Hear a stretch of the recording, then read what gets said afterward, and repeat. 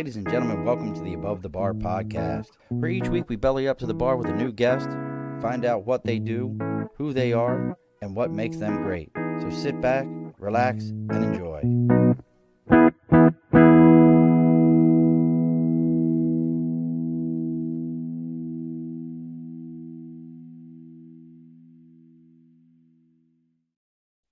Alrighty, folks, welcome back to the Above the Bar podcast. It's your host, Sean. We are bellying up to the bar today. Look, 2 weeks in a row, you get more Marine Corps every single time. At this point, most of you should be ready to enlist. Give me a call. I'll go ahead and do your 1966 for you. If you know what that is, you've definitely been in and you know the documents. So make sure you belly back up with us each week. But today, I've brought with us a dad, a coach for over 20 years, a championship coach, another Marine, and a successful podcast host who talks about the one item that many of us own and call it ownership. I don't know what else to call it, but that's kids. And we've all heard the thing, kids don't come with a manual. So the best thing you can have is a coach to bring it on. So we've got with us today from Dad Up Podcast, the host himself, Mr. Bryan Ward. Thank you very much for having me, brother. What's going on? Oh, you already, my buddy Tom Dunn already made. What's up, Tom? You need this because Tom is a dad and he's about to hit 40 years old. So, here you go, Tom. You might need this one. Now you're what, Florida right now? Is that where you're at? Oh, I wish. Well, it always seems sunny every time I see you walking around. Where are you at now? Yeah, Southern California. Oh man, I knew it was always, but it's always sunny in California. Well, I'll tell you what, the last 4 or 5 days, it's been, I don't know if you've seen news or anything, but it's been crazy, raining, snowing. I was in just a city near my house earlier today, and it was the middle of the day and it started snowing. I'm like, I've never seen snow out here before. That's insane. Yeah. Now you said you spent all your time on the left coast when you were in the Marine Corps, right? I spent all my time in California. I spent some time in Tennessee, and I was on tour in Okinawa. There's nothing funnier, and I know this is completely sidebar, very Marine Corps thing, than watching Marines on Camp Lejeune if there is a light dusting of snow. And I mean light, like the kind of thing that up here people wouldn't even pay attention to. Like somebody would be like, "Oh, did it snow?"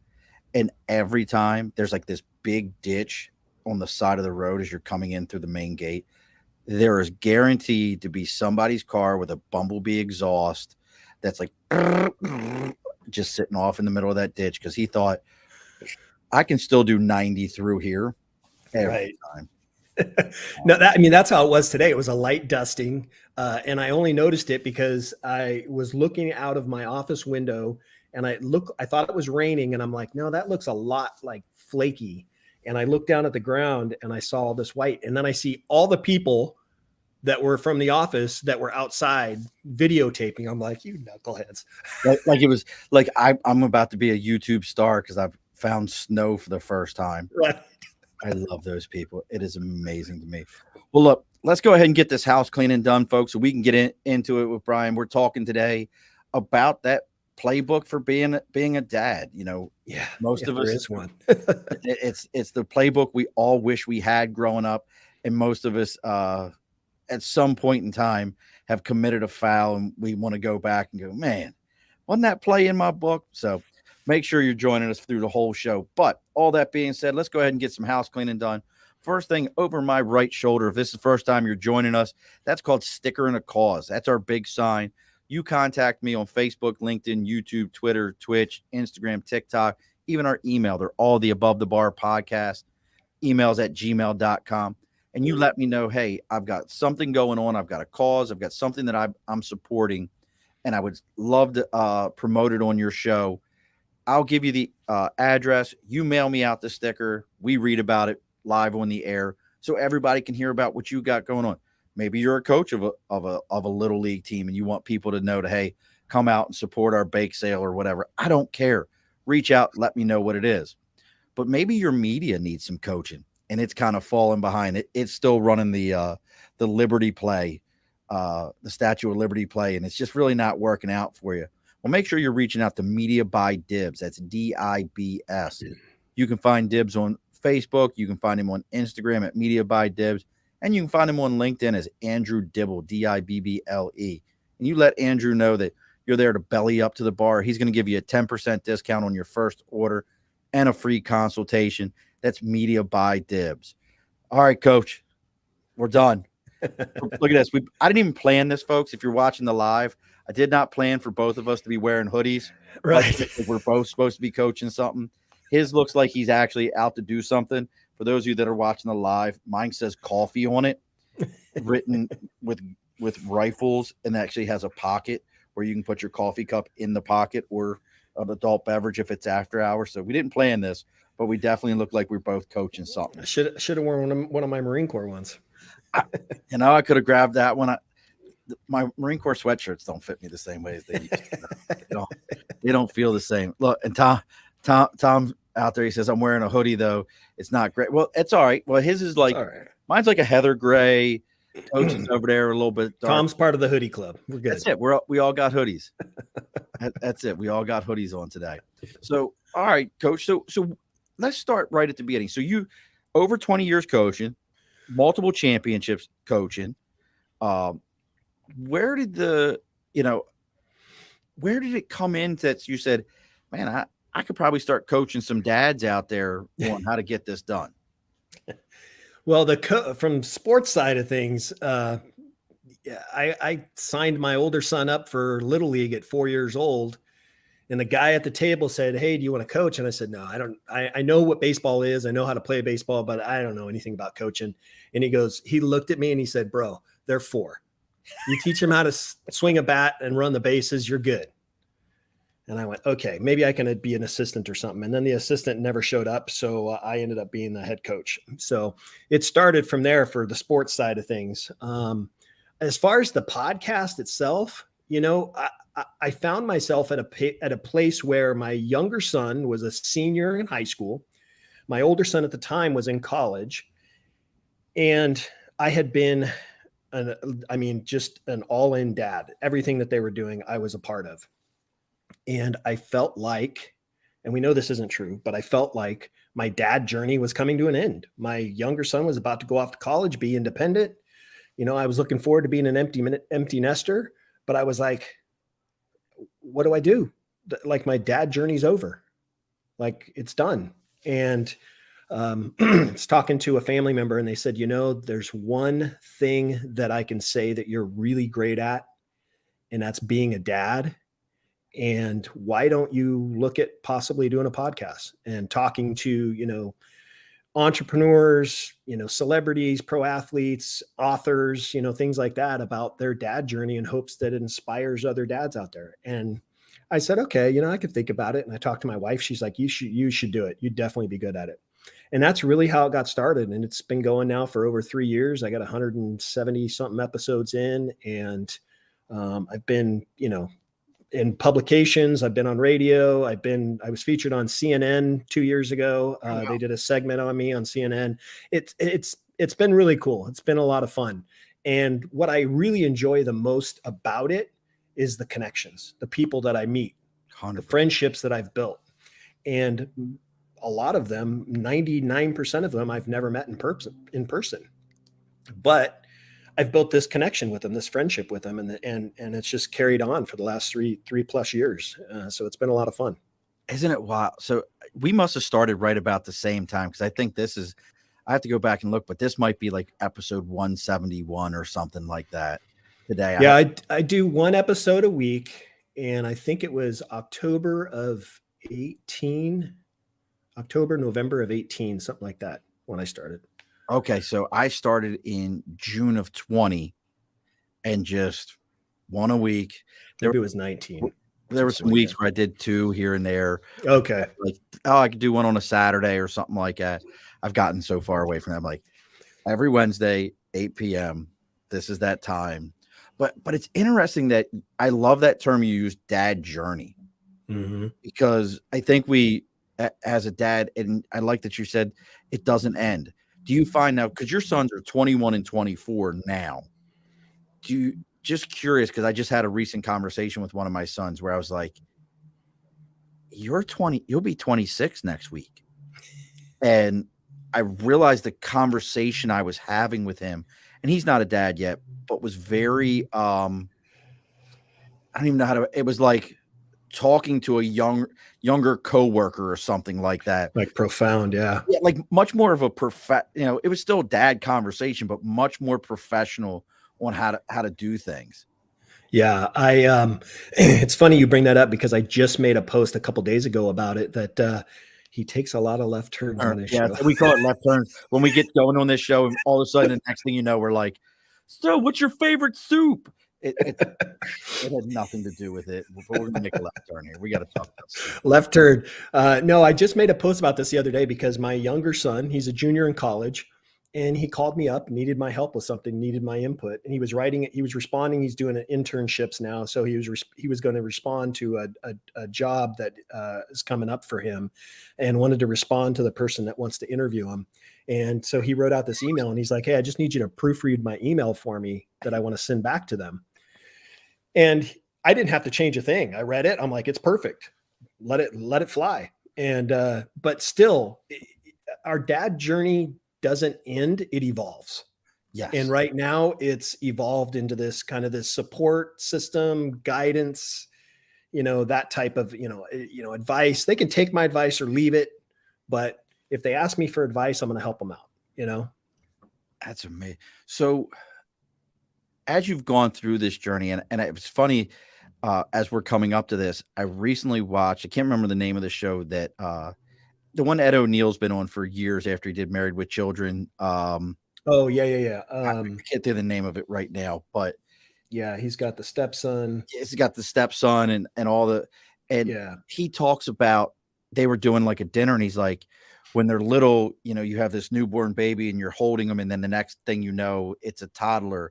And he talks about that journey, and it was like, wow, it's very profound how it moved along. As you've started your journey and you thought about advising folks on being a dad and how these different journeys happen, was there a first moment you thought of as, this is my first moment of, I guess for lack of a better word, dadding, like being a dad, like this was my first like moment of coaching as a dad? Yeah.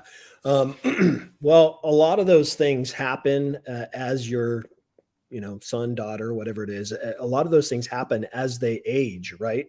So it could be from an infant. You're still coaching and guiding them and helping them. Maybe they're trying to figure out how to crawl. Maybe they're trying to figure out how to walk, that kind of thing. So you're still that dad, and your dad journey starts when that baby's born. That's when your role really begins, and how you adjust or how you adapt is based on the age that they go through and the different things that they pick up as they get older. So it's just like I said, it evolves over time. And I like to tease with dads because they get through those teenage years, and when your kid's younger, they want to hug you goodbye and all that stuff, but then when they hit the teenage years, they want nothing to do with you. And I tell the dads that I coach, I said, listen, they're trying to find their independence. They're trying to find and discover who they are. Allow them that longer rope to be independent, to learn who they are, and struggle through challenges that they may face. Let them learn those things, because over time, they're going to come back. They're going to come back to you. And I like to say it's right around the age 19, maybe around that age, that they start to come back. And as long as that bond is strong when they're younger, and continues on through their teenage years, they always come back. Yeah, the only time you don't have to worry about if them not showing you affection is if you come from an Italian household. You're good there. That's the only time you won't have to worry about it. It's an Italian man thing that you will get your affection. Your kid will still hug you and everything. But it's a great point that I can actually remember. It's funny you bring that up, and I'm wondering if you've had this same experience when my kids first did that. Like, They didn't want to hug me so much. They didn't want to, and I'm that dad's like, why are you not hugging me? Like you need Right. to come hug me. But I can remember the first time and almost feeling hurt by it. Like, did I do something wrong? Mm-hmm. Do you remember that experience Yeah, it for was yourself? my boys were right around the 5th grade, 6th grade age. That's about the age that they started like, yeah, this isn't cool anymore, Dad. I don't. And for me, I was okay with it. I understood it. I got it. As a guy, I got it. My wife, not so much. She's like, what? Wait a minute. That's not supposed to happen like that. I'm That's like, my baby. let them be. Let them be. They don't want to be embarrassed. And even though they probably wouldn't be embarrassed, they feel like they would be. So let it, yeah. Well, you bring up another good point about those teenagers. I think for most men, that is the most difficult time Mm, because we have in our mind who our kid is and who they need to become, and they're looking for that way to stretch out and be independent while still looking back and going, "Do you see me? Am I all mhm. right?" What are some of the things that when you're coaching dads through this and hearing their journey, what are some of the things that you tell them it's okay, relax, it's not as bad as you think it is? What are some of those moments? Well, I think one of the things that I tell dads is you have to learn to have patience because dads don't have patience. We just don't. So dads have to learn how to have patience with their kids. And the other thing that I like to tell them is the communication, the way that you talk to your child or your teenager is important. How you talk to them is important, and how often you talk to them is important. I think for my boys in particular, when they were going through those teenage years, we allowed them the freedom. And I always told my boys, you'll have as much freedom as you want until you mess up. When you mess up, I'm going to reel that rope in a little bit and you're going to have a little less freedom. So for us, I told my boys, listen, when you come home, this is a safe space. We can talk about whatever it is you want to talk about. And because my boys were in sports, I always referred to it as a team. We're a team. I'm on your team. I'm your teammate. So whatever it is that you've done or haven't done, I'm going to help you through it. I'm there to support you. So for dads that are struggling with teenagers right now, just make sure you have the level of communication that you have with them and keep that up.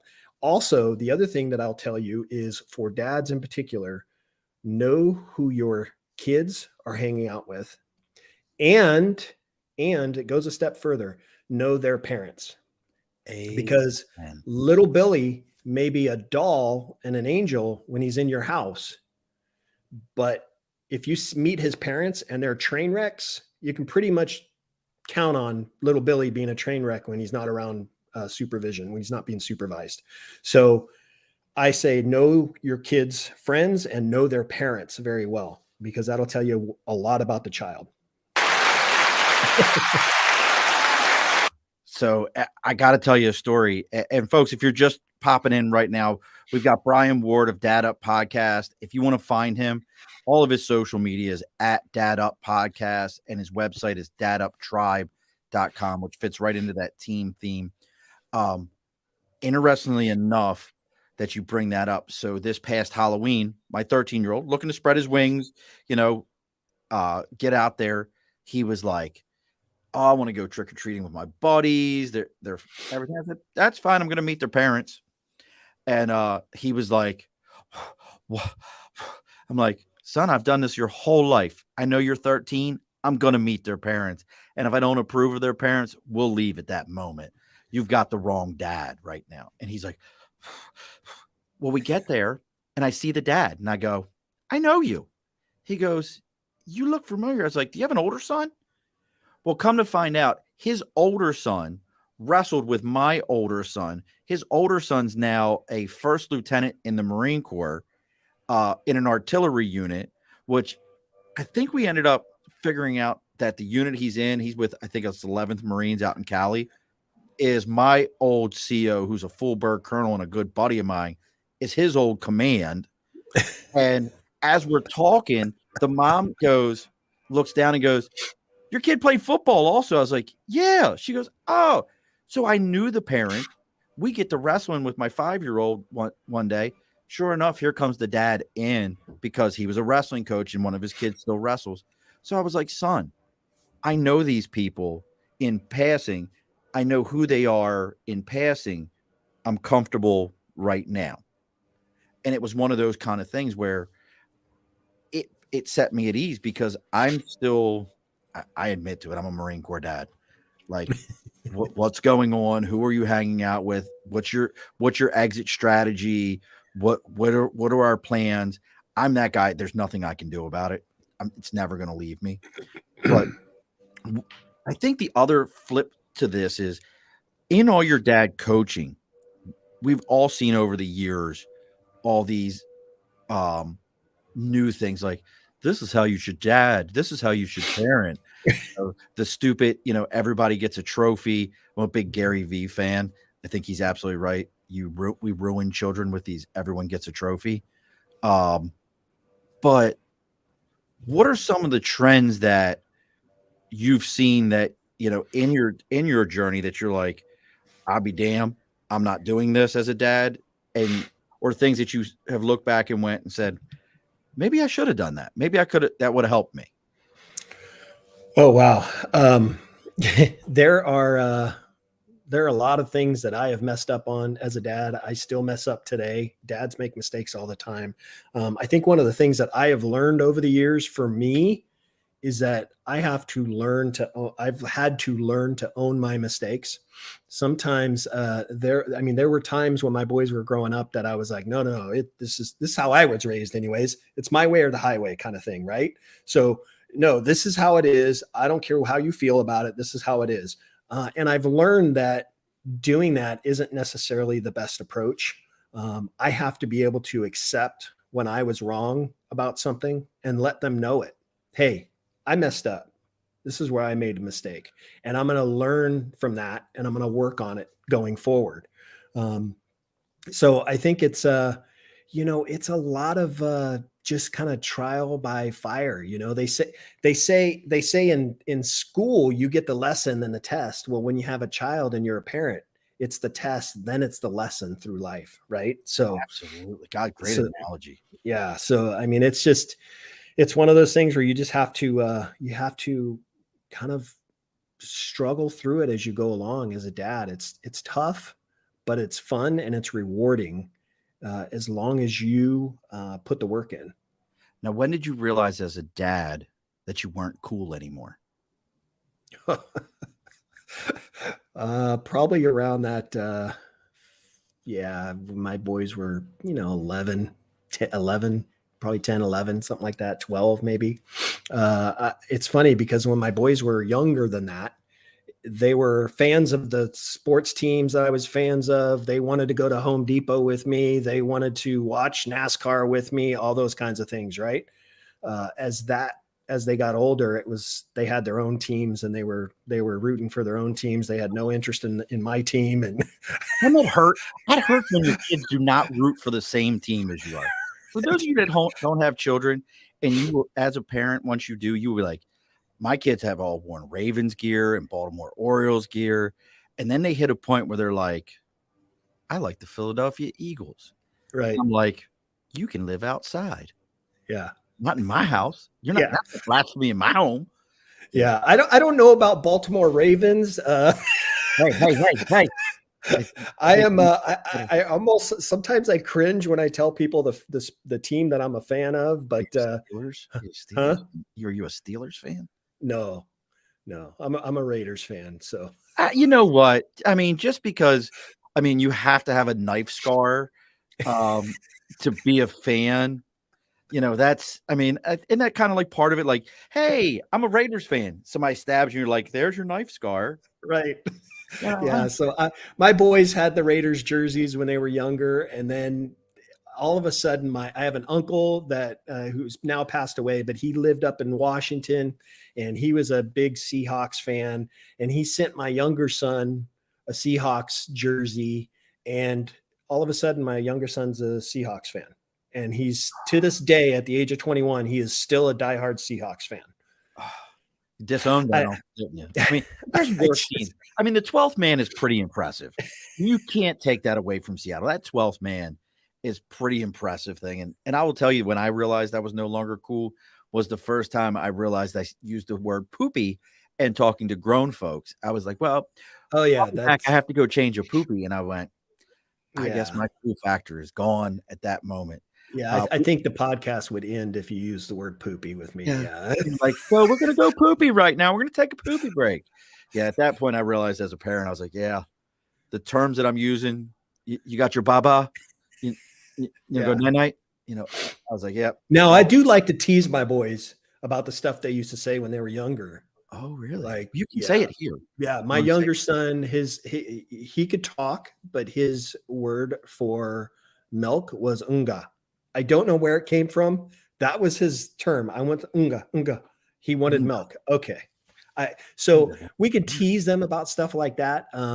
My father-in-law, he they didn't when my older son was younger, they did not have like this set term like grandpa or papa or anything like that. Okay. And my mother-in-law told my son when he was younger, said he's he's grumpy. That's what she said. So because he couldn't say grumpy, he said gumpy. So I have seven nieces and nephews, and he's unfortunately he's now passed away, but all the way up until his passing, I mean, still today, he's known as Gump. He's known as Gump. So my grandmother was always grandma Judy, all her whole life until my mother and I moved. My parents divorced and we got a new house and we moved, and she was barking orders to everyone. And I was about 11 years old. And I was like, what's up with Grandma G.I. Judy? And that shit stuck. G.I. Judy was her forever and a day. Real quick here. Tom says, no, not the No, Eagles. not the Eagles. I'm with you. Very important question. This comes in every show at some point. Nate wants to know, before your podcast interviews, do you have a best meal? Do you have a meal or something that you do, like food wise, to prep, or even post? We'll even say post show. My favorite meal, I like a really good, I'm a guy. So I like a really good steak, ribeye, something like that. That's what I like to go to. That's my go-to meal. Ribeye. So Yeah. we did smoked ribeyes Oh, uh, wow. for Christmas. I'm a New York strip. I like the New Okay. York strip. I need that fat back cap on there. I've always been a New York strip kind of a person. Yeah. My dad was T-bones. He liked T-bone steaks. Oh, really? Huh. And, No, yeah, we go out to a restaurant or something. I mean, that's the first thing I look for on the menu. Where's the ribeye at? I So I respect that completely. Can definitely respect that. So now, how often, because I love the concept of your show. I catch your videos all the time. And folks, if you're not following Bryan, please go follow that thank you. podcast. The videos that he puts out. There was a topic oh God, what was the topic the other day? We said we needed to discuss on one of your videos. You did a video, and I said, man, we really need to talk about that topic. Oh man, my brain's not working. I'd have to look it up. You do a fair amount of videos, but I try to do one a day. I try to do one. That's what my editor tells me to do. He's like, you got to do one a day. well, the Okay. thing about it is you hit such topics that I got to tell you, when I'm watching these or we're addressing them, they really hit home as a dad. And here's the best part about it, folks. None of them are these over the top, abusive, like, your kid's a punk. Make sure you beat him like he owes you money. All these wussy kids out here in America, they don't know what it's about. It's none of that crap. It's, hey, my son called me and had a question for me about something. It was the When It Rains video. When it rains, real quick, find the world's caving on around us. Yeah, your world's caving in around you, and as a parent, and things, lives can change. Curveballs thrown at the moment. It's that when I'm reading it as you're talking. How do you respond? And that's what it was. We're going to talk about that. How you talk to your kids when they feel like their world is caving in around them. But make sure you're checking Bryan's stuff, because I can tell you right now, I love your approach. It's not So make sure you rub little Jimmy's head and Susie's Right. head. They're going to feel better. Make sure you sit down and you're going to yoga pose with them, and everyone's going to do a downward dog, and we'll all feel better. It's none of that. And it's not this like, make sure you send them out and get a switch, make them pick their own and beat them. It's not that. It's, hey, be an adult, treat your kids in a respectful manner, make sure they know you're still the coach, you're still the dad in this environment. So make sure you're checking out. But that topic really hit home for me because again, I have my sons are, I have a 29-year-old son, 27-year-old daughter, 22 that are about to be one is 26, one that's about to be 26, 24, 19, 13, and 5. Oh, wow. And 6 of them are boys, 2 of them are girls, not counting even my grandkids. And I have to deal, when they don't contact, one of them contacts me all the time, but most of them don't reach out until it's almost at that point where, it's the sand, the water's rushing up to the sandcastle. How do I keep it up? So how do you approach your kids when it does feel like the world is caving in around them, regardless of their age? What's some of the approaches you've used that have worked or you've advised others or even heard from others? Yeah. For me in particular, this particular day, there was a couple things that had gone on, and it just felt like everything was overwhelming. And my son was dealing with some stuff, and I had to, as a dad, I had to say, okay, I had to stop, get myself in check, and say, okay, this is what we need to tackle. And I sat down with my son and I said, hey, what's going on? Let's talk about it. And then it was all more for encouragement to say, hey, everything's going to be okay. That's number one, is reassuring them everything's going to be okay. We're going to get through all this, but we need to set a game plan. We need to. So first you're acknowledging it, right? You're acknowledging what they're saying to you. Then you're saying, okay, everything's going to be all right, but we need to put a plan in place on how to tackle these things and reassure them as you go through these approaches with them, reassure them that, hey, we're going to do step 1, then we're going to do step 2, then we're going to do step 3. And that kind of helps them. It almost makes them feel like the burden is off of them because you've talked to them, you've helped them through it, you've helped them with a plan on how to tackle everything. Those are important when you have a million things going on around you. And for us as adults, we know that, right? In everyday world, we have things that happen every single day that it feels like we're being pulled in 10 different directions. You've got like 47 kids, so you feel like you're being pulled in different directions yourself, right? So you have to be able to put a plan in place and tackle each thing as they come and reassure your child, because I think that's the biggest thing. The more support and love that you show them, the easier it is for them to get through it. And I'm not saying, like you said earlier, rub little Johnny's knee and tell him everything's going to be okay. I'm not saying that kind of soft approach, but just reassure them. Hey, dude, I know you feel overwhelmed right now. I know you're struggling with some stuff right now. It's all good. We're going to get through this. I'm going to help you through it. We're going to put a plan in place and we're going to tackle these things and we'll get through it. Everything's going to be okay. That's so, that's some of the most, and that's sound advice that any one of us should be using.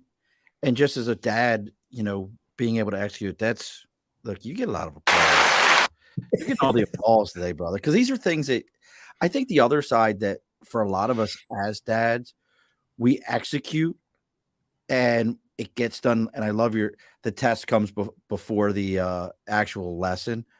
But I think being able to reach out and listen to other people, and I would love to hear your thoughts on this. I'm a big fan of asking other parents, seeing what they did.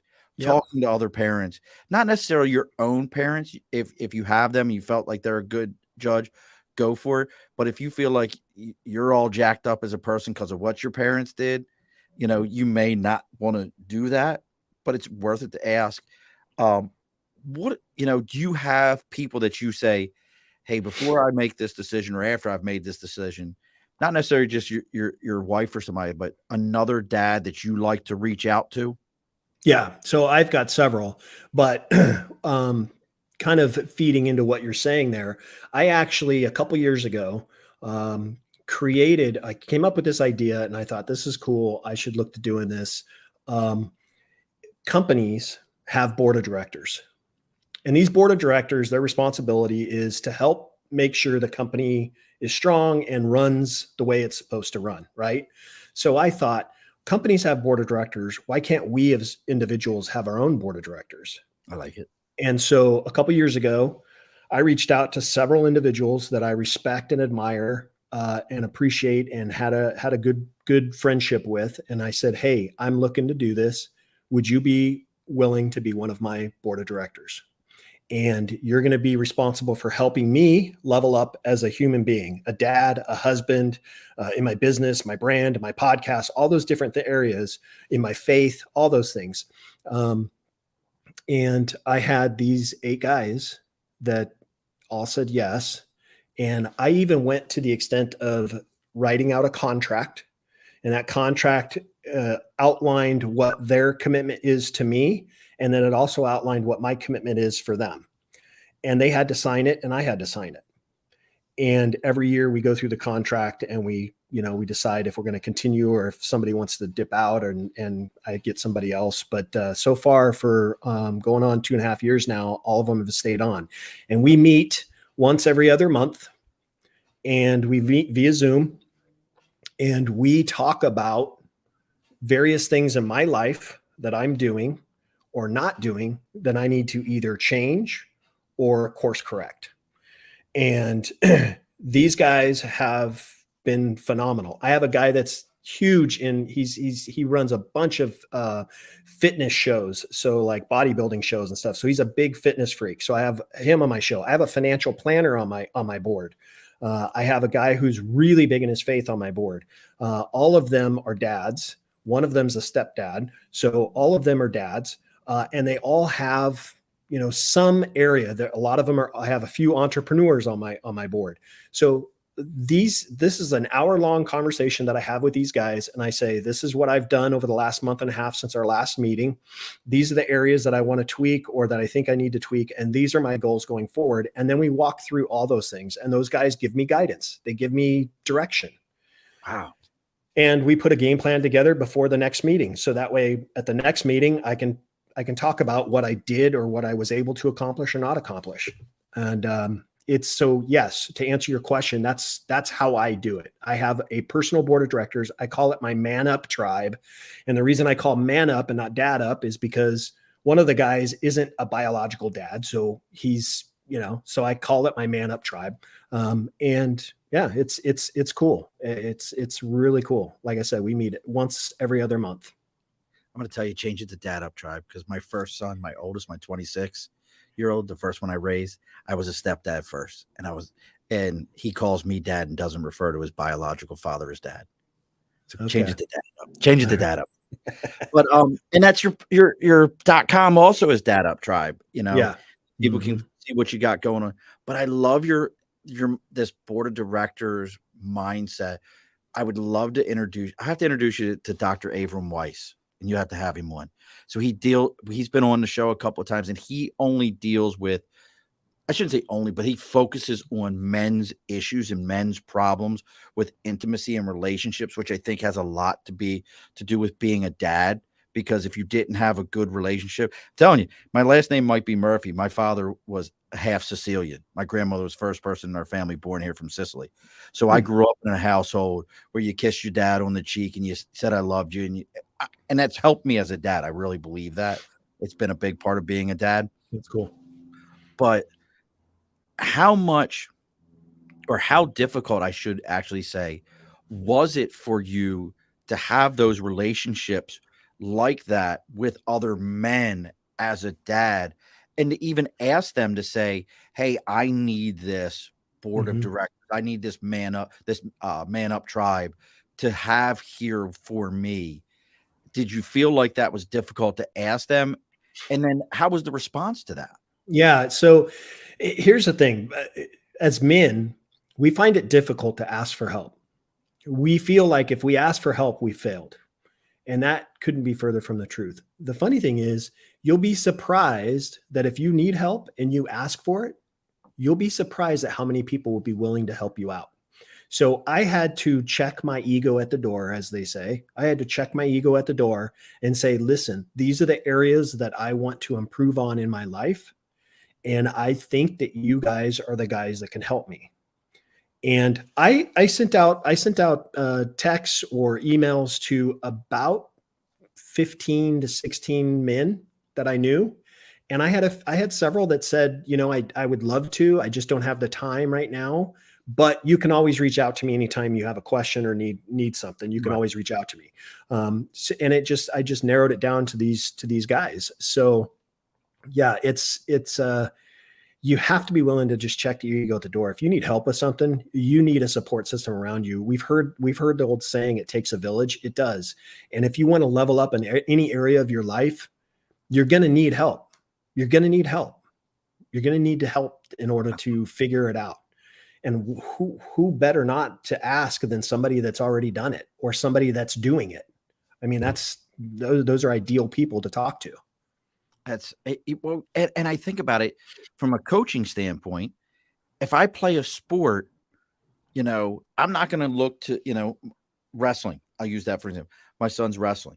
I don't wrestle. I don't know anything about wrestling other than gym class, wrestling, and WWE. That's about my extent of it. So I provide him with a coach.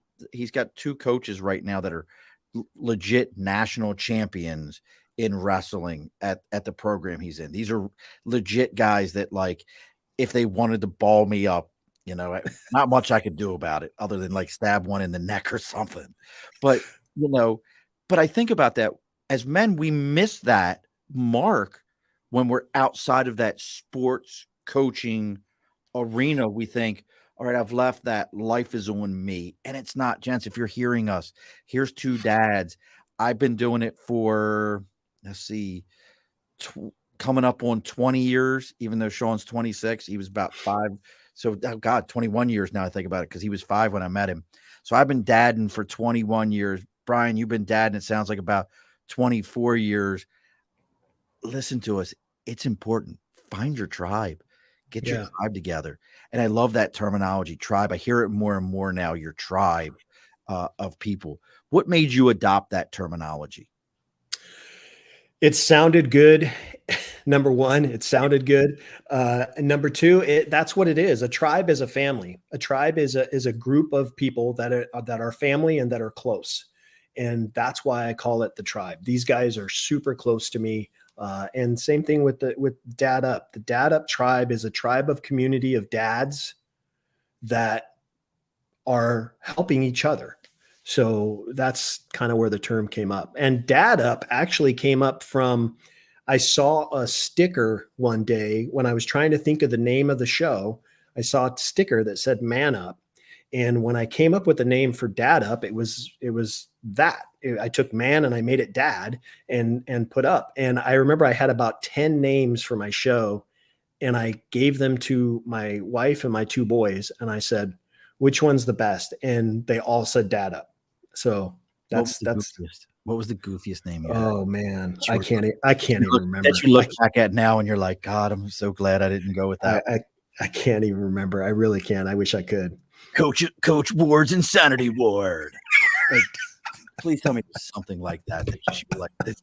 I'm so glad I didn't go with it. And I was like, it'll be great. I think I had like one of them that was like Dads Are Us or something like that, and my boys are like, yeah, no, that's no, Dad. Please don't, Dad. I can see the lawsuit coming now. But I guess you'd be okay because Toys R Us went belly up, so you're fine. You're good. I was, oh God, left turn coming. Left turn coming. I was on LinkedIn. I'm very active on LinkedIn. I think it's if you're in any form of a professional world, I don't care if you're a professional cart pusher. If you're not on LinkedIn, you're missing your mark. That's how you build your network and build your people. But I was going through this guy's profile, looking at it, and I went, at the bottom, it said at one point in time, he was at like either regional or C-suite management for KB Toys. Do you remember KB Toys? Mm-hmm. And it took a lot for me to not send him a message like, were you the guy that killed KB? Like, were you the last one? I really wanted to ask because I remember like KB being so big of a deal when I was. Yeah, we used to have one right here in town, and now it's a yogurt shop or something. I don't know how it turned into that, but Like, mom was never like going to Toys R Us was like a thing. Like, oh my God, we're gonna go to Toys R Us. right. Like it was an event because it was such a big store. My mom knew that I was gonna be like, can I, can I, can I, can I? Yeah. And I wasn't Now gonna. I'm an adult. I wish Toys R Us was still around because I would love to go in there and just hang out and just look at all the stuff. And Well, we had most toy stores now. It's our age group that we're the ones that are buying this stuff, right. and we're going. So you're never taking this out of the package. This must stay in here at all times and be completely mint. Right. Touch wood. I think I have a few of those around here somewhere. Absolutely. I have an entire collection, and you would appreciate it if I had to send you pictures of nothing but Marine Corps GI Joes, the 12 inches Oh wow. that are like in package. The only one I never could get was and his passing anniversary was just the other day, was Gunnery Sergeant Basilone. That's the only one I never got. If you don't know who Basilone is, please go take the time, go learn about him. But we're going to get ready. We got to get the bar ready to close up. It's coming up to closing time. So what kind of things can people find if they do go to the .com, to the daduptribe.com? What kind of things can they expect to find? Yeah, can you say that again? You cut out there. Oh, sorry about that. that's all right. So what I was saying is what kind of things can people expect to find if they spend time on daduptribe.com? Well, you'll see a bio of me. It'll take you to, there's actually a place in there that you can submit some information, and it'll come to my team, and my team will reach out to you about, any questions you may have. There's also links on there to all my social media, including my YouTube. Dude, are you pretty active on YouTube? I see your Instagram videos. That's where I see you most. So you're very active on there. Yeah. So, I wish I would have started YouTube when I started the show. I originally started the show as just an audio show. So my first 100 episodes are all audio. And then at episode 100 and on have been on YouTube. So it's been going now for over a year, a little over a year. I don't know. I have to ask Nate. I don't understand his question. Nate, help me out here, brother. Your question was, what happens when your son opens one? Opens like a beer? Like, I don't understand. Like, help me out here, brother. Just so you know, and this is going to piss Nate off, and I do this every time he pops one. You play fantasy football there, Coach? Do you play fantasy? I do with family. I do, yeah. Nate always picks in the first 3 rounds kickers. He's horrible at it. I don't understand. Oh, wow. He sounds like Gruden. He's like, yeah. He sounds like John Gruden. John Gruden. He's like, let me get 3 kickers and then like 4 defensive players in the next four rounds. And his defensive players are always like centers. Like I never understand. I'm like, bro, help me out. He's gonna get mad here in a minute and be like, shut up, you're a liar. Because we're in the same. We love you, Nathan. He picks on me. We pick back and forth. I love him to death. And awesome. Look, folks, if you know Nate, I got to give Nate a shout out real quick. He's been on this great journey of weight loss. Cool. He's went from, and he'll correct me on. Oh yeah, dude! If my kids open one of my action figures, I would have to call Bryan to coach me off the edge as a collector. That's a whole nother thing. I would have to, I'd beat them like they owe me money. I'm sorry. I love my children. Look, see, I told you this was coming. What did I tell you, Coach? Bullshit. I do not. Nate, I'm just picking. But I have to give Nate a big shout out. Nate is a huge supporter. He helps me with so many guests, so many things. But Nate, he's been on this weight loss journey. He's from 350 down to 275. Oh, wow. That's awesome. I'm like, bro, you lost a 9-year-old. Yeah, you lost another person. That's killer. Keep it up, Nate. That's awesome, brother. Yeah, he's doing a great job. And he's just recently got into doing some shows with Patty Negri and paranormal investigation. He's doing that on his own. Oh, I love paranormal. Do you? We could do a whole podcast on it. I love the paranormal. My wife is not a believer. I have had my own experiences that I'm like, I am absolutely in Me tune with it. So too. anytime I find a paranormal show on, some of them are a little quirky, Yeah. but yeah, I was, Ghost Hunters. Ghost Hunters. I was a big fan of Ghost You Hunters. know Patty. You might know who Patty Negri is. She lives out there. We've interviewed her here on the show. She is the medium that's normally on there. Blonde-haired lady, Patty. Oh, yeah, And yeah, yeah, yeah. and she's got her own channel now called Nate will correct me here what it's Paraflex. She's got her Oh, own okay. channel you can get called Paraflex that you can watch all this stuff. And Oh, I was in Rhode Island with family, visiting family out there, and we stopped off at the TAPS office when they were, when they were there. And yeah, it's so yeah, I'm into paranormal big time. oh, it's so much. And anytime I have this is a God's honest truth. Anytime I have somebody on the show that does paranormal stuff, my gear starts glitching. Oh, really? 100%. And it's nothing I'm doing. It's nothing there, but my cameras will start locking up. And I'm like, every time, guaranteed. Now, when you do your show each week, is it live? Like, can they interact live or is it pre-recorded? How do you do? No, it's pre-recorded. I do them through Zoom, and then once I'm done recording, I send it off to my editor, and he puts it all together, and it gets published on Sunday. You're so professional. I just don't, listen, I'd rather spend a few bucks and pay somebody to take care of it, so I don't worry about it and have to deal with anything myself. I just don't have time to do that. I You just see don't. this hot mess right here? It's just how you and I are recording is how this whole thing will go out live tomorrow. But like when I send it, there's no editing, there's no nothing. This is how it's going out tomorrow. Everybody be like, man, he froze up. Murph just talking about some crazy shit. Yeah, there's no editing. I tried to Like do the that. editing thing. I tried. Like I was very into it. I was like, oh, this is some pauses and I'll remove it. And then I'm like, Yeah, I did that for the first 100 shows. I was doing it myself. Actually, I take that back, about the first 60 shows. And then I hired somebody off of Fiverr to do it. And he was charging me an arm and a leg. And then I found this editor who actually lives in Italy.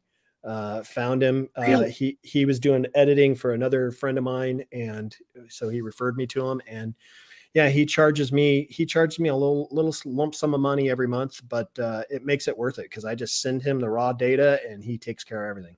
That's so. See, I guess it's because you had somebody. I know, folks. We're talking about podcast making for a moment, but that's Left turn.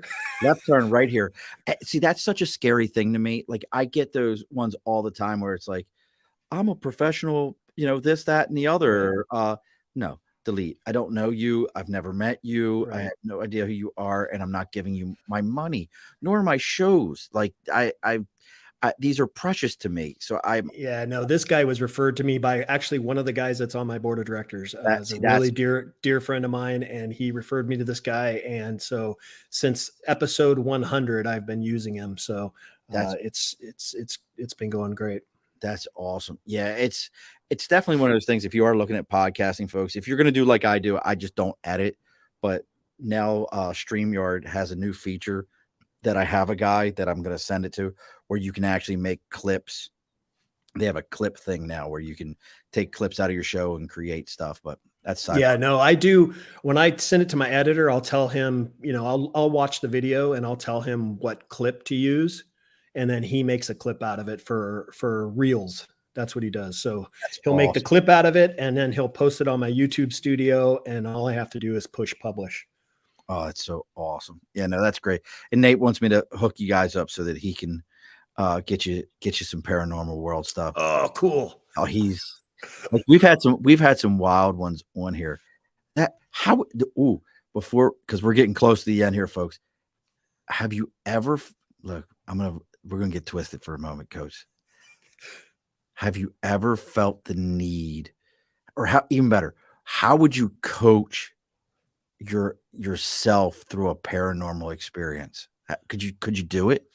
Like Well, all of a sudden because you walk in a house and like you see like shit start floating. dude, here's the thing. If that happened to me, I would love it. That's what I like. I would love it. Like I see like little things I'll notice. Like my dog will just all of a sudden turn and look at the corner of the wall, and he'll just stare. And I'll be like, he's looking at something there. And my Right. wife's like, shut up. He is not. Stop it. But no, if I walked, I really do. I wish something like that would happen. I would probably lose it for a second and be like, what the hell? I'm getting out of here. But I would love it. Cause I had a, I know we got 30 seconds. I know. No, you got time. You got like 5 I had an incident when I was about 12. I was at my grandparents' house and it was late one night. I woke up. My bed that I was sleeping in was right against the wall, and on the other side of the wall was the hallway.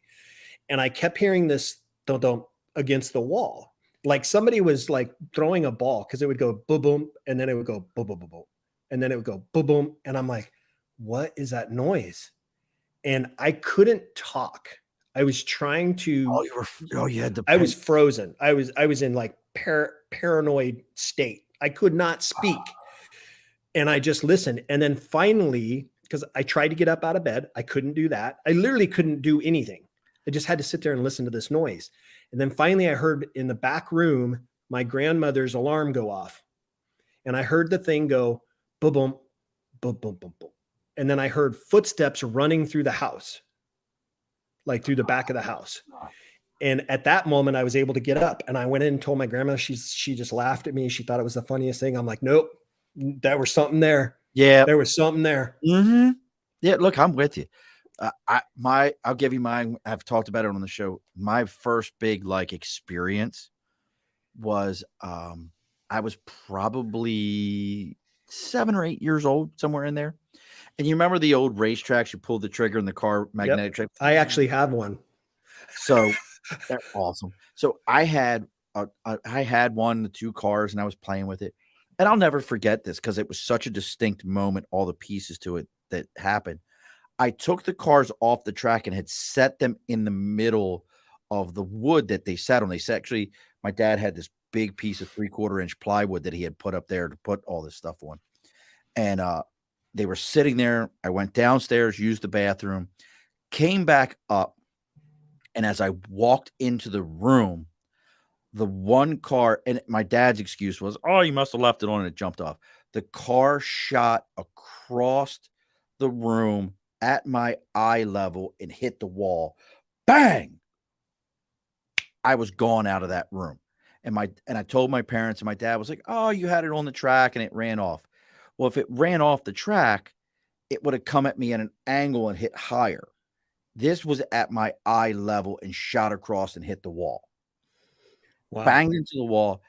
Well, I found out later from my parents that the person they bought the house we lived in at that time from was bedridden, and there was a hospital bed in one of the downstairs rooms that they lived in and had died in that part of the house.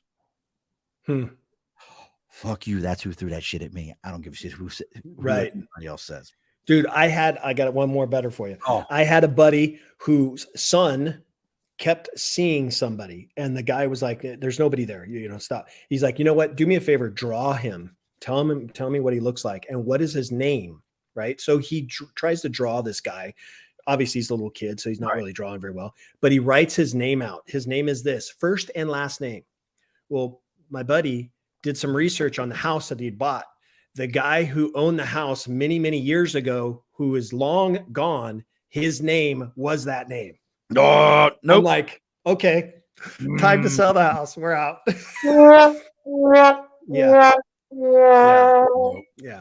Well, we're going to close the bar up here, folks. We knew we were going to make some left turns here. Bryan and I, again, make sure you're checking up. If you're looking for them on social media, it's all at Dad Up Podcast. If you type in at Dad Up Podcast, you're going to find them on Facebook. You're going to find them on Instagram. Even if you're on LinkedIn and you're looking to connect, it's Bryan, Bryan, Ward, Ward. You can find him on LinkedIn there. Bryan will communicate with you. Great videos. If you're looking for the website, it's daduptribe.com. Every Sunday, you can catch his podcast. You can catch his videos online. They're phenomenal. If you found Bryan through us, I know Bryan understands this, and I say this every week. If you're finding us through Bryan, please take a moment. If you enjoyed this, give us a 5-star rating on whatever social media that you found us on, whatever podcast platform you listen to the audio on. It really does make a difference for us. This is how other people find us. This is how we find other people. This is how people find out about what Bryan's going on. I'm going to go in after this is done, and I'm going to give Bryan a 5-star on Dad Up Podcast. I'll do the same for you, brother. Probably Apple. That makes a difference for us. This is how people find us. So please make sure you do that for us and you're listening to his show. If you're looking for our social media, it's all the same. It's all the Above the Bar podcast, Facebook, LinkedIn, YouTube, Twitter, Twitch, Instagram, TikTok. It's all the Above the Bar podcast. We keep it very simple around here. Make sure if you know somebody who you think might be a good guest, reach out to me. Let me know who you got in mind. We can talk about it. I've been getting a lot of, I don't know if this has been happening to you. I've been getting a ton of people reaching out of the blue and saying, hey, I've got somebody. And speaking of paranormal and all those things, next week we got Patrick Cutler coming back. Patrick did the Red Gate films, which have won some award. Patrick's very into paranormal and aliens. He's had some personal experience. He's a Patriot. He's a Steelers fan. So I'm expecting that most of them are fake, though, because we know it's the Steelers, and I'm not a fan. But we've got Patrick coming back because he's looking at doing a second episode of that. And he's actually got a deal working with Discovery Channel about aliens. So make sure you join us next week, 8 p.m. Eastern Standard Time. Again, YouTube, Facebook, Twitter, Twitch, all those different spots. Now, Bryan, if you missed this after you listen to all 100 and some episodes, and I know you listen to every single one of them, but if you missed this, the guest always gets the final word on our show. So what's the final word for us? The final word is simply this. Thank you very much for what you're doing. Thank you for spreading the messages that you're spreading on your podcast. Thank you for having me on as a guest. Thank you for the questions that we're coming across. It's connections like this that we as podcasters behind the scene get to make and build the friendships from here going forward. I look forward to us building our friendship, Sean, and appreciate everything you do, brother. Thank you very much again for having me. I really appreciate it. All righty, folks, be sure to push your stool in. This has been an Earplug Podcast presentation, found on earplugpodcast.com, iTunes, SoundCloud, and wherever your favorite podcasts are found.